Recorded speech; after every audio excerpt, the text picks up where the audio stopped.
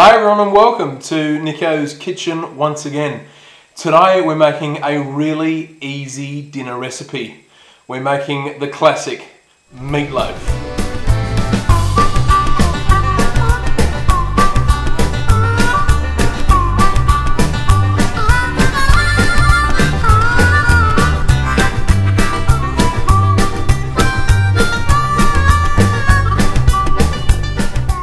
Okay, so we're making the classic, we're making meatloaf, and we're going to keep it really simple.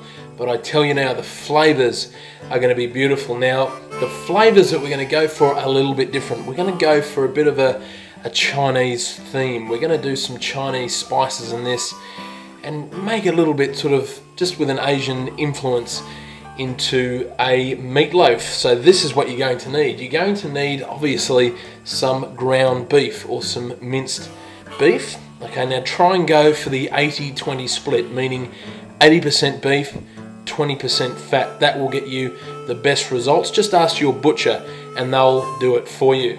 You'll need some salt and pepper. You'll need some dried breadcrumbs, okay, just some dried breadcrumbs. You're going to need some carrots, a brown onion. Now you're going to need some Chinese 5-spice, okay?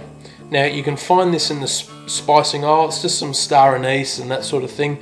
So get some Chinese 5-spice in your aisle there of your supermarket. You'll also need some plum sauce. Now this is what we're going to be using to baste the top of our meatloaf, but we'll get to that in a little while. So guys, that's all you're going to need. So let's get started. Okay, so what I've done is I've just peeled our carrots and I've topped and tailed them there. And I've also peeled our onion now. Using a grater just into a bowl, grate both the carrot and the onion.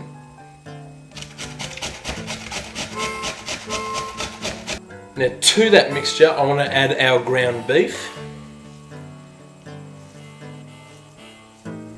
Now guys, you could use minced chicken as well, some ground chicken breasts if you wanted to. You don't have to use beef, you could use chicken. I want to add our breadcrumbs. I want to season with pepper, salt. Also want to add in our Chinese 5-spice. Now guys, make sure your hands are clean and get in there and work it around until it's all combined. Okay guys, so that's exactly what you want. Now you'll find that you won't need any more moisture in there because we grated the onion. All of the moisture in the onion is still there, okay? You're getting the full flavour of that, and it's very moist. Okay guys, so just using a Pyrex baking dish, just grab your meatloaf and just pop it in the middle, and then just shape it into a loaf. Now on top of this, I just want to spoon over some of our plum sauce, just over the top. Now this plum sauce over the top, guys, will give it a really nice crust when it comes out. Now that's all you have to do. So now this goes into a preheated oven at 200 degrees and it goes in there for about 35 to 45 minutes.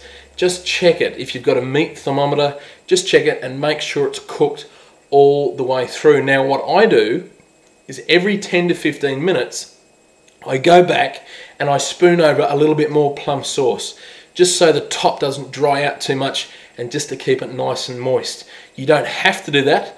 I just think it adds to the flavour and gives it a really nice crust at the end. So every 10 to 15 minutes of the cooking time you can go back and keep basting the top of your meatloaf.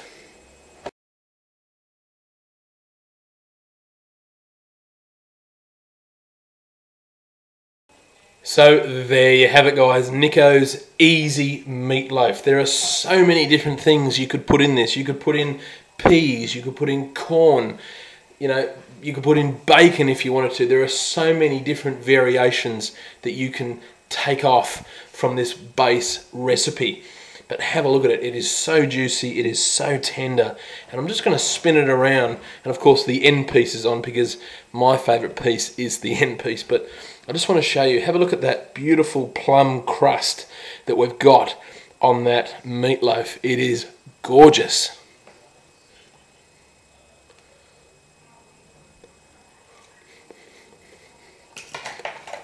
Oh, man.